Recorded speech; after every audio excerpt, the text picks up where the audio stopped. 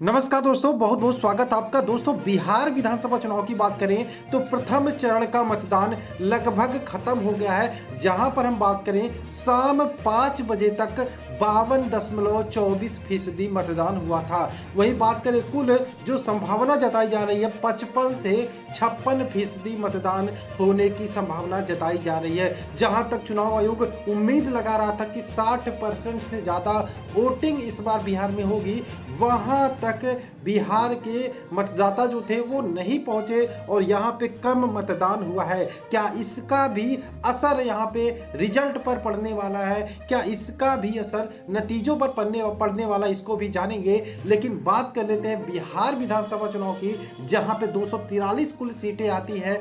पहले चरण में कुल 16 जिलों के 71 सीटों पर आज वोटिंग कराई गई, जिसमें 1066 प्रत्याशी मैदान पे थे और उनकी किस्मत ईवीएम में कैद हो गई है। अब देखना ये होगा 10 तारीख को जो नतीजे आएंगे उसमें किसको कितनी सीटें मिलती है। लेकिन उसके पहले जो ओपिनियन पोल निकल कर आ रहा है, जो इन 71 सीटों का पहले चरण के, वो आपको चौंका सकता है। तो बात करें आज जो 2,14,84,787 मतदाताओं ने अपने मत का प्रयोग किया, उनका मत किस तरफ जाता हुआ दिखाई दे रहा है। एक तरफ जहां एनडीए जेडीयू के साथ गठबंधन करके मैदान पे है और कहीं ना कहीं अंदर ही अंदर बीजेपी और जेडीयू में कलह दिख रही है, लेकिन जो सामने नहीं आ रही है। और बीजेपी कहीं ना कहीं जेडीयू से किनारा करने की कोशिश कर रही है। वहीं दूसरी तरफ एलजेपी बीजेपी के साथ की बात तो कर रही है,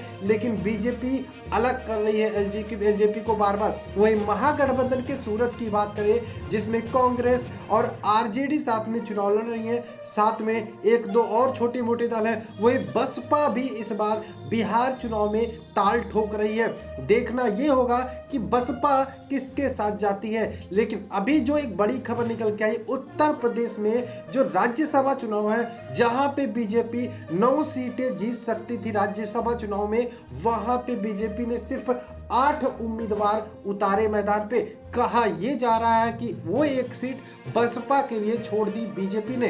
कहीं ना कहीं आंतरिक गठबंधन बीजेपी और बसपा में देखा जा रहा है और हो सकता है यह गठबंधन बिहार विधानसभा चुनाव में देखने को मिले, अगर जो कुछ सीटें बीजेपी की या फिर एनडीए के खेमे में कम रह जाती हो। तो चलिए आइए देख लेते हैं कि ये जो 52% वोट अभी 5 बजे तक पड़े हैं, उस हिसाब से किसके खाते में कितनी सीटें जा सकती हैं। तो हम बात कर लेते हैं सबसे पहले जो 16 जिले आती हैं, इनमें जो 71 सीटें विधानसभा सीटें हुई, 16 जिलों पर चुनाव पड़े हैं आज प्रथम चरण में।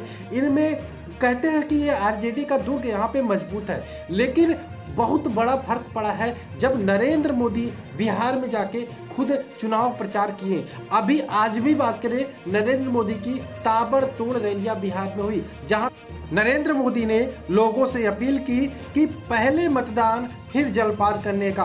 तो चलिए आइए देखते हैं क्या कहता है ओपिनियन पोल। पहले चरण के इन 71 सीटों पर किसका पलड़ा भारी रहने वाला है। तो सबसे पहले हम बात कर लेते हैं महागठबंधन की। तो जैसा कि मैंने बोला, इन 71 सीटों पर महागठबंधन का कहीं ना कहीं पलड़ा भारी रहने वाला है। तो महागठबंधन के खाते में 33 से 35 सीटें जा सकती हैं। तो बड़ी खबर ये हो सकती है आपके लिए, पहले चरण के चुनाव के बाद जो ओपिनियन पोल निकल कर आ रहा है उसके हिसाब से देखें तो महागठबंधन के खाते में 33 से 35 सीटें, एनडीए के खाते में 32 से 36 सीटें आ सकती हैं। वहीं अन्य के खाते में भी 2 से 4 सीटें जाती हुई दिखाई दे रही हैं। दोस्तों, ये था अभी का पहले चरण का बड़ा ओपिनियन पोल। देखिए, ओपिनियन पोल पल पल बदलते रहते हैं और 10 तारीख को फाइनल नतीजे और अपने विधानसभा सीट का ओपिनियन पोल पाने के लिए आपको चैनल को सब्सक्राइब करना होगा और बने रहना होगा हमारे साथ बिहार चुनाव के पल पल की अपडेट के लिए। चलिए मिलते हैं नेक्स्ट वीडियो में। जय हिंद दोस्तों, जय भारत।